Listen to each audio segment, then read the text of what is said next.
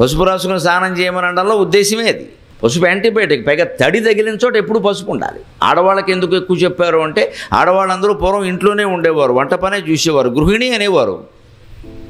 గృహిణి అంటే ఇంట్లోనే ఉంటుంది కదా, ఎప్పుడు నీటిలో ఉండేవారు. సహజంగా బావి దగ్గరికి వెళ్ళడం, నీళ్లు తెచ్చుకోవడం, ఇంట్లో వంట వండుకోవడం, వంటింట్లోనూ తడే, నువ్వు దగ్గర తడే, దారిలోనూ తడే, బతుకంతా తడే. మరి ఈ తడికి కాళ్ళు ఒరిసిపోతాయి సహజంగా.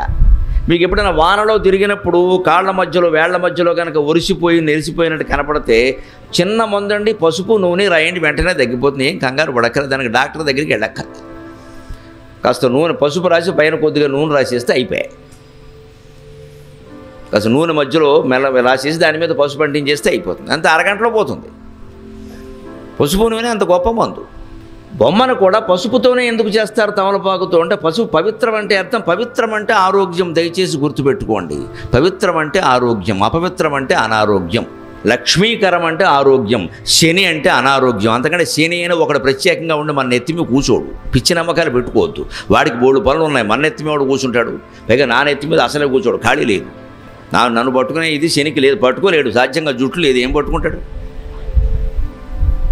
అనవసర భయాలు పెట్టుకోద్దండి. వాడు ఎవడు వచ్చి మనం పట్టుకోడండి. అక్కడ శని అంటే అనారోగ్యం అమ్మ. గోళ్ళు కొరికితే శని అన్నారు. శని అంటే ఏంటి? నువ్వు గోళ్ళు కొరకడం చూసి వెంటనే శని నీ దగ్గరికి వచ్చి సెల్ఫీ దిగుతాడా? ఇప్పుడు గోళ్ళు కొరికాడు, వీడిని పట్టుకోవాలి, వాడికి పనే లేదా? నవగ్రహాల్లో ఒక గ్రహం శని, ఆ మాత్రం తెలియదా? సూర్యుడికి అతి దూరంగా ఉండేటువంటి గ్రహం శని, అతి నెమ్మదిగా నడిచేటువంటి గ్రహం శని. అందుకే శనిని సంస్కృతంలో శనైశ్చర అంటారు. శనై కంటే సంస్కృతంలో మెల్లగా, శనై అని కావ్యాల్లో ఉపయోగిస్తున్నట్టు మెల్లగా అని అర్థం. శనైశ్చరతీత శనైశ్చరక. నవగ్రహాల పరిస్థితి తెలిసే పెట్టారు ఆ మాటలు. వాళ్ళు శాస్త్రజ్ఞులే, వాళ్ళు కేవలం కవిత్వం చెప్పలేదు, ఊహించలేదు. వాళ్ళు తపోమయమైన దివ్య దృష్టితో నవగ్రహాలను మొత్తం పరిశీలించారండి మహర్షులు. ఇవాళ గొట్టాలు గొడుగులు పెట్టి వీళ్ళు ఎంత పరిశోధన చేస్తున్నారు. వాళ్ళు ఏ గొట్టాలు ఏ గొడుగులు లేకుండా మనస్సుని గొట్టంగాను గొడుగుగాను సమస్తంగా చేసుకుని తపోమయమైన దృష్టితో చూశారు. కాబట్టి ఆ విషయాలు వాళ్ళకి తెలిసాయి. యోగాభ్యాసం చేసేవారు ఎవరైనా గట్టి అభ్యాసం చేసి పూరక కుంభకం అంటారు. గాలి పైకి పీల్చిన తర్వాత ఇక్కడే ఈ కుంభకంగా మధ్యలో ఆజ్ఞాచక్రం దగ్గర అట్టి పెట్టేటప్పుడు ఆ కుంభకాన్ని బాగా అభ్యాసం చేస్తే ఏళ్ల తరబడి వాడి దృష్టి ఆ వాయువు ఏమవుతుందంటే వాడు అక్కడ బతుకుండగానే అలా ఉండగానే ఈ బ్రహ్మరంధ్రం దాటి బయటికి ఎడుతుంది, కొద్దిసేపు బయట విహరించగలుగుతుంది. అప్పుడు సూర్యలోకాన్ని చంద్రలోకాన్ని చూడగలుగుతాడు. యోగాభ్యాసంలో అంత శక్తి ఉంది. మనం దాన్ని ఏదో ఆరోగ్యం కోసం, జిమ్ కోసం, జమ్ము కోసం, ఫిజికల్ ఫిట్నెస్ కోసం ఈ దరిద్రపు మాటలు వాడద్దు. ఇంగ్లీష్ వచ్చి మొత్తం జడగొట్టింది జనాన్ని. అపూర్వమైన, అతీతమైన, లోకాతీతమైన, గుణాతీతమైన ప్రయోజనాలని ఇంగ్లీషు భాష కారణంగా ఒట్టి శరీరం కోసం, ఆరోగ్యం కోసం, ఆడాళ్ళని ఆకట్టుకోవడం కోసం ఈ దిక్కుమాలిన మాటలన్నీ వచ్చాయి. ఎందుకు ఈ ఫిజికల్ ఫిట్నెస్? దేనికి? ఎవరి ముందో పోజు కొట్టడానికా? నీ శారీరకమైన ఆరోగ్యం అంతా ఎందుకు అంటే a sound mind in a sound body అంటారు. అదే ఆంగ్లంలో. నీ ఆరోగ్యమైన శరీరం ఉంటే ఆరోగ్యమైన మనస్సు ఉంటుంది.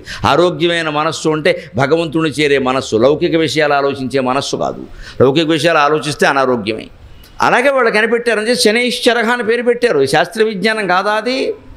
వాడెవడో శాటర్న్ అంటే సైన్యం, శని శాస్త్రం అయిపోయి శని అంటే సైన్యం కాకుండా పోయిందా, శాస్త్రం కాకుండా పోయిందా?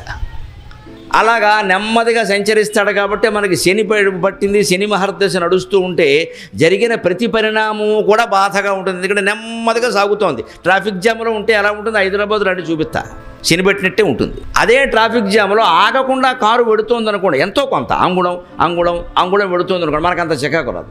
ఆగిపోయింది అనుకోండి, డ్రైవర్లను మీరు గమనించండి, బై అంటాడు. ఏం బై అంటావయ్యా? ముందు 16 ఉంటే అదో పిచ్చి. ఫారెన్లో అయితే గోమె కొట్టి లోపల వేసేస్తారు. నువ్వు ఎందుకు హార్న్ కొట్టావు? కొట్టినవారు అమెరికాలో అక్కడ హార్న్ కొడితే నేరం. అక్కడ మన దగ్గర కార్లకు హార్నే పనిచేస్తుంది, ఇంకేం పనిచేయదు. టైర్లు ఉండవు, స్టీరింగ్ ఉండవు, హార్న్ మాత్రం గట్టిగా ఉంటుంది. ఊరికే మోగిస్తాడు. ముందు 16 ఉన్నాయని తెలుసు, ట్రాఫిక్ ఆగిపోయింది తెలుసు. నువ్వు మోగిస్తే ఏం చేస్తాడు ఎదుటివాడు అంటే ఈ మోగించడం ఎందుకంటే అసహనం అంతకంటే ఏం లే. అక్కడ ఏం జరగదని తెలుసు. పట్టుకోవాలి. విష్ణు సహస్రం కూడా సహిష్ణుర్ జగదాదిజగ అంటారు. సహిష్ణు సహనం కలిగి ఉంటేనే భగవంతుడు కనపడతాడు. పని మనిషి ఒక్క పూట రాలేదమ్మా, రాదు, ఇది ఇంతే, ఎప్పుడు ఇంతే, చచ్చిపోతున్నాం చేయలేక, దీన్ని మార్చేయాలి. ఇంత అసహనానికి లోనయ్యావు తల్లి, తోముకోవడం తప్పిందా? మళ్ళీ అది తర్వాత ఎప్పుడో మర్నాడు వచ్చిందనుకోండి, ఏమన్నా అంటే మానేస్తుందేమో అని చెప్పేసి మంగళహారతి అని హారతి పట్టు కూర్చోవడం. అక్కడ అది వచ్చేటప్పుడు మంగళహారత, అది లేనప్పుడేమో దాన్ని తిట్టుకోవడమా? దేనికి ఇవన్నీ? ఇదే అసహనం అంటే. ఆపేయి, నీ పని నువ్వు చేసుకోక తప్పదు, ఉత్సాహంగా చేసేసుకో. ఈ పెట్టే రేవేదో వచ్చాక పెట్టు, దాని సంగతి నీ సంగతి తెలిపోతుంది. సహనం అంటే అదే, ఎలాగో చేసుకోవడం తప్పనప్పుడు ఈ అసహనం దేనికి? ఆ అసహనంలో మనం ఎలాగైతే చిందులేస్తామో ట్రాఫిక్ జామ్లో డ్రైవర్ కూడా అంతే చిందులేస్తాడు. చిందులేస్తే ఉపయోగం ఒకటి వెళ్ళదు కదా. అంటే ట్రాఫిక్ జామ్లో ఎంత ఇరుక్కున్నా మీరు గమనించండి, కారు ఎంతో కొంత నడుస్తుంటే మనకి ఇబ్బంది లేదు, కానీ ఆగితే ఇబ్బందిగా ఉంటుంది. శనిగ్రహం ఎంత నెమ్మదిగా నడుస్తుంది అంటే ఆగిపోయినంత నెమ్మదిగా నడుస్తుంది. భూమికి సూర్యుడు చుట్టూ తిరగడానికి ఒక ఏడాది పడితే శనికి ఏకంగా 20 ఏళ్ళు 30 ఏళ్ళు పడుతుంది. ఓ 10 ఏళ్ళు, కనీసం 10 ఏళ్ళు పడుతుంది శాస్త్రజ్ఞులు చెబుతారు. అంత తేడా ఉంది. అందుకని సినిమా హర్దేశం మనకి ఏదో పట్టేసినట్టు, పీకేస్తున్నట్టు, గొడవ పడిపోతున్నట్టు ఏమీ లేదు, మామూలుగానే ఉన్నావు. నీకు ఆ దశ పట్టిందని ముందు తెలుసుకోవడం వల్ల కాఫీ పట్టుకోవడం ఆలస్యం అనేసి శని. అందుకే కాఫీ రావడం. శనికి కాఫీకి సంబంధం ఏంటి? తాగేవాడు శని, ఇచ్చేవాడు కాదు. ఇలాగే అనుకుంటాం మనం, అంతకంటే ఏమి లేదు. శని అంటే అనారోగ్యం, లక్ష్మీప్రదం అంటే ఆరోగ్యం. అంతేగాని లక్ష్మీది వచ్చి నీ ఇంట్లో కూర్చోదు, ఆవిడకేం పని లేదు, వైకుంఠంలో ఉంది ఆవిడ. గోళ్ళు కొరకడం శని ఎందుకంటారని, గోళ్ళు కొరక్కపోతే గోళ్ల మధ్యలో మట్టి చేరుకుంటుంది, తడి ఎలాగో ఉంటుంది. తడి మట్టి కలిపితే బ్యాక్టీరియా క్రిములు పుట్టవాండి, మళ్ళీ కోరుకుతావు కదా నోట్లో పెట్టే లోపలికి వెళ్తే ఆహార నాళంలోకి వెళ్ళి లోపల అనారోగ్యం చేసింది లివర్ బాడీ. అందుకని గోళ్ళు కొరికితే శని అన్నారు. అందుకని గోళ్ళు కొరకడం వల్ల ఐశ్వర్యాలు పోతాయని కాదు, ఐశ్వర్యం ఏం పోదు. దానికి ఐశ్వర్యానికి సంబంధం లేదు. ఐశ్వర్యం పోతుంది. అనారోగ్యం వస్తే ఆసుపత్రికి వెడతావు కదా, 6 ఎకరాలు అమ్మిస్తాడు వాడు, అందుకని పోతుంది. ఆ రకంగా పోతుంది. అర్థం చేసుకోవాల్సిన విధానం అది. లక్ష్మీప్రదం అంటే ఆరోగ్యం, శని అంటే అనారోగ్యం. అంతకంటే ఏం లేదు, కంగారు పడక్కర్లా.